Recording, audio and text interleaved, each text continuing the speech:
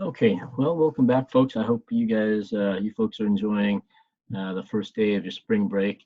I know that the last thing you would want to do is to continue looking and watching these videos, but I would like to continue to post these videos like I pointed out to you in order to give you information that you'll need for the exam, AP exam. And so I'm going to continue making these videos for you. You watch it at your leisure, watch it when you can. Do the work if you can. I will not ask for submission for the work, but practice it, and then I'll also assign the homework for you. I'll post the homework for you again. That's strictly voluntary on your part. I will not be grading that homework, but I will post it for you so that the homework will align with what we do in the lecture here to give you more practice. If you have any questions, I will be available through email. Email me your questions, and then if we have to, there's enough questions from enough of you about a particular topic, then what I'll do is I'll post a time that we can meet as office hours. But again, this is all voluntary. Obviously, nothing here is going to be required of you, but I would like to provide this for you to give you some extra help and as you go over the material for the exam. Okay. All right. So what I would like to do is I want to finish up with chapter 8 today. We want to talk about the VSEPR theory. We want to talk about these structures, these molecular structures, these electron structures, the structures of electrons around a particular atom in a molecule, and how that contributes to the overall structure of the molecule itself, which takes into account only the arrangements of the atoms. And so what I'd like to do is go ahead then and review that with you. Okay, so if you are given a compound, and in this example, we left off this example yesterday, and I asked you to draw the structure for this. If we're given the compound, what you need to make sure you do first and foremost is make sure that you can draw the Lewis dot structure. Now, Lewis dot structure, folks, always starts out with the making sure you have the right formula. So we're going to be dealing with the formula that has 1 iodine and 5 fluorines around it. That's iodine pentafluoride. So this is the compound that we want to draw the structure for. We need to draw the Lewis dot structure first. So remember, on the AP exam, if they ask it of you, you will not have the PhET lab but to help you with this. But until you feel comfortable with doing this, make sure then that you use the PhET lab to confirm what you have. Confirm then that your prediction for the electron geometry and the molecular geometry is the same. Folks, when it comes to the VSEPR model and the different geometries that you will be asked to know, you actually have to just memorize those. Unfortunately, there's no way around that. But the good news is that if you, there's only a handful of geometries that come up quite often, and so you just have to memorize that. Now, it will also be important that when we go on to the next chapter, in chapter 9, when we start talking about hybridization, that the geometry of the molecule, whether it's the electron, specifically the electron geometry, will allow us to predict the hybridization that a particular atom will undergo in order to obtain that geometry. The VSEPR model here, we can use this VSEPR model in order to predict the hybridization as well. And that's what we're going to start with in chapter 9, and I'm hoping to do that tomorrow. Okay, so the chapter 9 material has been posted for you. Please make sure you take a look at that, and we'll start that tomorrow. But with that said, the next step then is we want to make sure we draw the Lewis dot structure for this, and I think we left off with this on yesterday. Okay, and so hopefully you recognize that iodine is going to be the center atom here. So we'll draw this iodine with the center atom. Now iodine then, if we draw out the valence electrons for iodine has 7 valence electrons. So does fluorine. Now, if you take a look at this, iodine only has 1 electron right now to pair with. Okay? Iodine is a larger atom, so it can possibly violate the octet rule I mentioned earlier earlier, and we were able to simplify that quite a bit. But we said that all the halogens should be able to maintain their octet. Now, what we're going to learn then is that of the halogens, fluorine is the only halogen that should, for the most part, have its octet. The other halogens can, in certain situations, such as this one here, violate the octet rule. Remember, the larger the atom, the atom can accommodate more electrons. Okay? All right, so with that said then, iodine is going to have to violate the octet rule, because in order for iodine to meet up with the octet, it can only bind with 1 fluorine. And here there are 5 fluorines that will bind with it. Okay, so let's go ahead and draw one here. So you can imagine then what has to happen with iodine then is it has to separate out two of these pairs. It has to separate out two of these pairs into single atoms in order for iodine to accommodate 5 fluorines. And that's exactly what we see. And we see this more clearly when we start talking about hybridization. So we'll go ahead and we'll indicate that here. Okay. So fluorine, though, being a smaller atom, will not violate its octet rule, cannot. Okay. And so it will form a single bond here with iodine. The second fluorine will form a single bond here with iodine. And that will be the same for the remaining 3. And make sure then that you indicate all the lone pairs on both the iodine, the center atom, and the fluorines. Okay?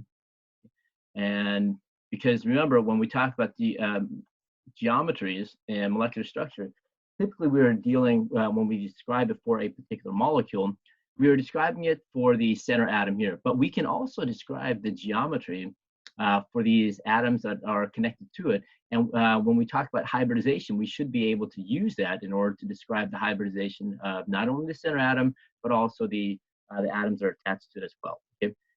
All right, so there we have it. We have iodine then. Each fluorine has its 8. Iodine then obviously has more. It obviously expanded its octet here, but that's what we have. Okay. So we've drawn the Lewis dot structure. Now, in order to get the geometry here, then what we need to do next is we're going to count then electron pairs. Electron, or what I had pointed out to, and some textbooks has referred to as electron domains around the center atom. Remember, these electron domains take into account both non-bonding, which are the lone pairs, and bonding as well. And so if you take a look at this then, iodine has 1, 2, 3, 4, 5, 6, 6 electron domains. So it has 1 non-bonding, and we want to account for all of them. Okay, 1 non-bonding and 5 bonding domains. Okay, and if we take that into account, we have 6 electron domains total. Okay, and what we're going to do then is we're going to see this in just a moment. Okay, we're going to see this in just a moment. I asked you yesterday to describe the molecular geometry, the electron geometry, and the angles between the bonds as well. Okay, and the good news for us then, when we talk about these different geometries, is that they're not that many. You know, there's only certain ways that ways that these electron pairs can situate themselves around the center atom. And remember, what VSEPR is predicting is that these electron pairs will repel each other, and there's only a limited amount of space around a particular atom in order for them to spread out. And to distance themselves as far as possible from its neighboring electron pair. Okay, and so with these 6 electron pairs in, and I'm going to pull up the FedLab in just a moment to help us do this here, they will assume a certain shape around this iodine. And what that shape is, we'll see in just a moment, okay? But that shape will be the same whenever there are 6 electron domains, regardless of what the molecule is. Whenever there's 6 electron domains, there will that particular atom will always assume the same shape. Okay? Those particular molecules will always assume the same shape, right? So we are back here then. So let's go ahead then. So I've opened up this for you. Okay. We're back then in the FedLab here. Now, what I'd like to do is go to the model here that we have. Okay, in the model here, and so with iodine pentafluoride, then we can imagine that the purple atom is going to be iodine. Okay, and then we're going to attach 5 single bonded fluorine. So there's 2, 3, 4, 5. Okay, so there we have 5 and 1 lone pair. And what you notice here then is that the shape that the molecule takes is going to be then, and let's go ahead and put in the bonds in just a moment. The electron geometry here will be octahedral. So hopefully you were able to confirm that when you did it yesterday. And the molecular geometry is going to be square pyramidal. What is the difference between that? These two geometries, remember, with the electron geometry, it's taking into account the locations of all of the electron pairs, okay? And their location relative to one another in space around the center atom. With molecular geometry, the molecular geometry here, it's only taking into account the location of the atoms in space around that center atom. Okay, and so with that said, then that is the key difference between the molecular geometry and the electron geometry. All right, and so the bond angles then, and if you notice here, the bond angle is the angle between the bonds. Each single bond here is 90 degrees, okay? And if you look at the top angle here, the angle between all 4 of these here will also be 90 degrees.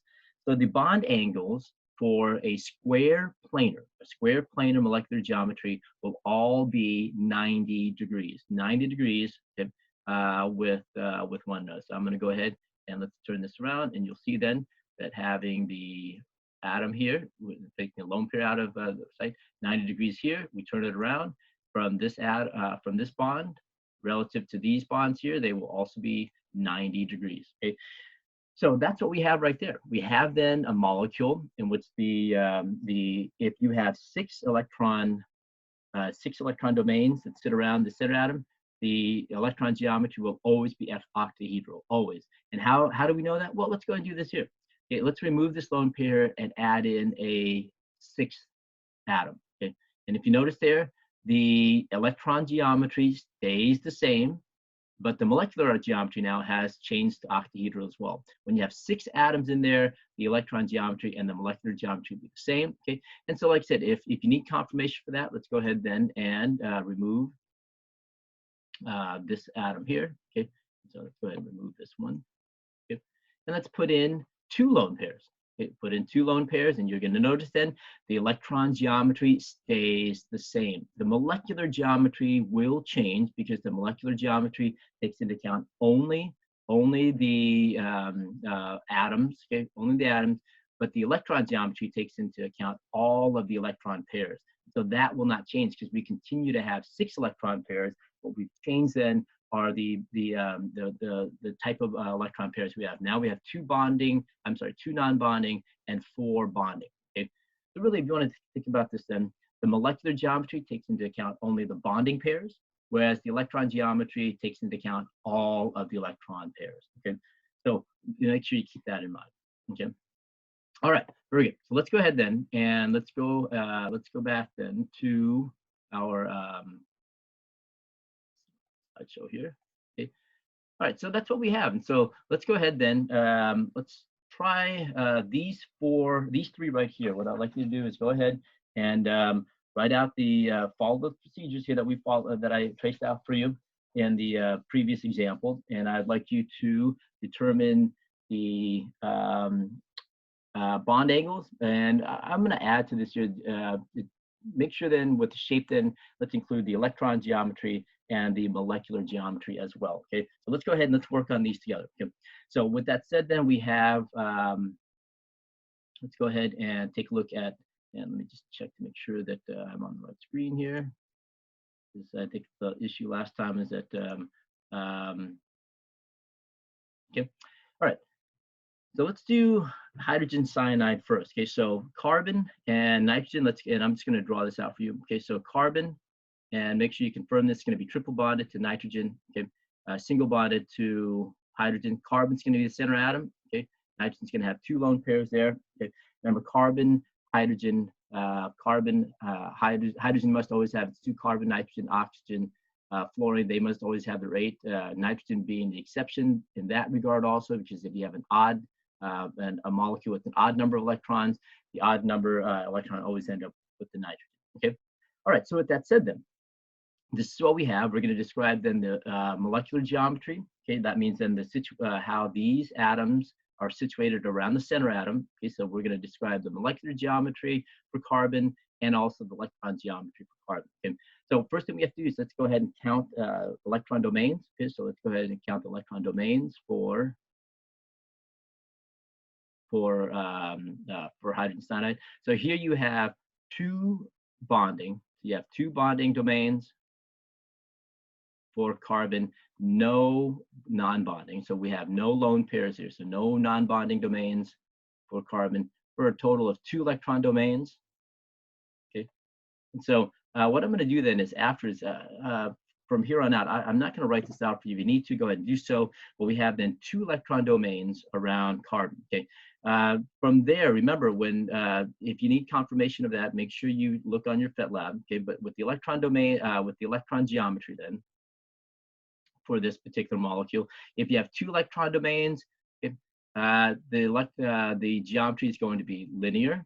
Okay. And since the particular molecule here has no lone pairs, and because we are only dealing with the two bonding pairs here, you're going to see then that the molecular geometry will also be linear. And so if you want to think about it, then whenever there are only bonding domains, the electron geometry and the molecular geometry will be the same. Okay, so whenever there are only bonding domains, okay, the electron geometry and the molecular geometry will be the same. The only time they will be different is when you have lone pairs that you have to account for. That is, if you have non-bonding electron pairs, you have to account for that. Okay. All right, so then you can imagine then if it's linear, then the bond angle here, bond angle, then will be 180 degrees. Okay. All right, let's go ahead then and let's do the next one, and let's clear this out. And like I said, picture of that really quickly. Let's go ahead and clear this out. Let's do phosphorus trihydride. Okay, let's do phosphorus trihydride. Okay, so phosphorus then, center atom. I think hopefully you can recognize that. Phosphorus is going to be the center atom. Okay, with 5 hydrogen is going to be attached, 1 each.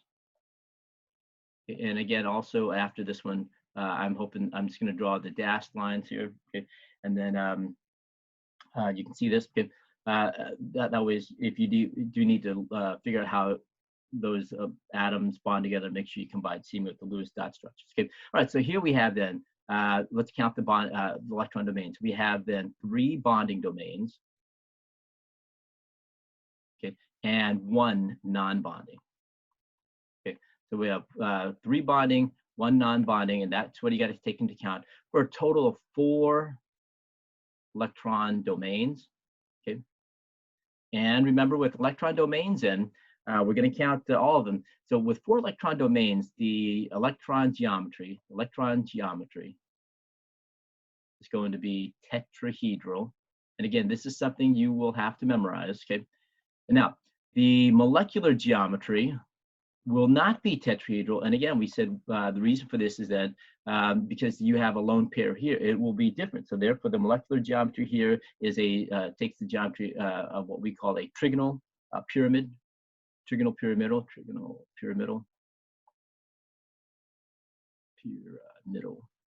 Okay.